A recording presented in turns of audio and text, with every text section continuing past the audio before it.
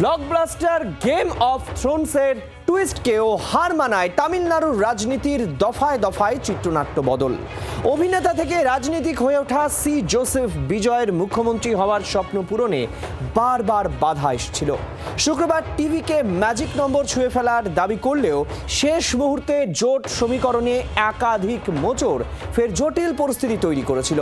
শনিবার সকাল পর্যন্ত রাজ্যপাল রাজেন্দ্র বিশ্বনাথ আর্লেকার সরকার গঠনের জন্য আনুষ্ঠানিক আমন্ত্রণ জানায়নি বিজয়কে। অবশেষে শনিবারের বারবেলার পর পরিস্থিতি স্বাভাবিক।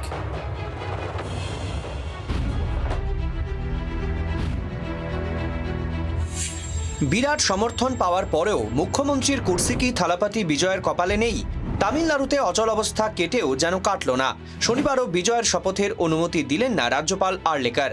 তিনি এখনও নিশ্চিত নন যে বিজয়ের হাতে 118 বিধায়কের সমর্থন রয়েছে।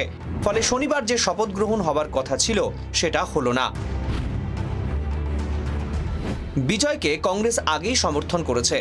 শুক্রবার দুই বাম দলও সমর্থন নিশ্চিত করায় জোসেফ বিজয়ের সরকার গঠনের সম্ভাবনা তৈরি হয়। তামিলনাড়ুর রাজ্যপাল বিজয়কে শপথ নিতে ডেকেও দিয়েছিলেন, কিন্তু রাতে আচমকা সমর্থন তুলে নেয় IUML এবং AMMকে।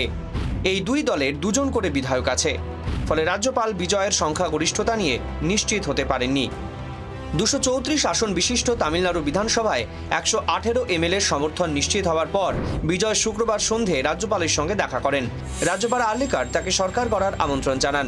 শনিবার সকালেই বিজয়ের মুখ্যমন্ত্রী পদে শপথ গ্রহণের কথা ছিল। আবারও বিজয় শিবিরের টেনশনের চোরাস্রোত। সদ্য হওয়া বিধানসভা ভোটে 108টি আসন পেয়ে একক বৃহত্তম দল হওয়া সত্ত্বেও বিজয়ের টিভিকের দরকার ছিল আরও 10টি আসন। টিভিকের 107, কংগ্রেসের 5, সিপিআইয়ের 2, সিপিএমের 2 এবং ভিসিকের 2টি।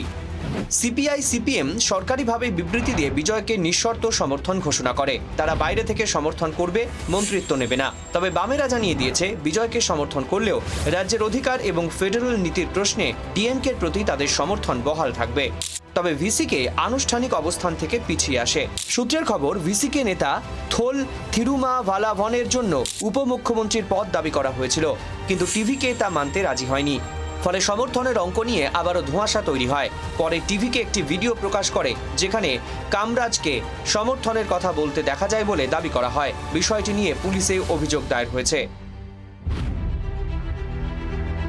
এবার বিজয়ের দল টিভিকের বিরুদ্ধে পুলিশে দায়ের হলো অভিযোগ।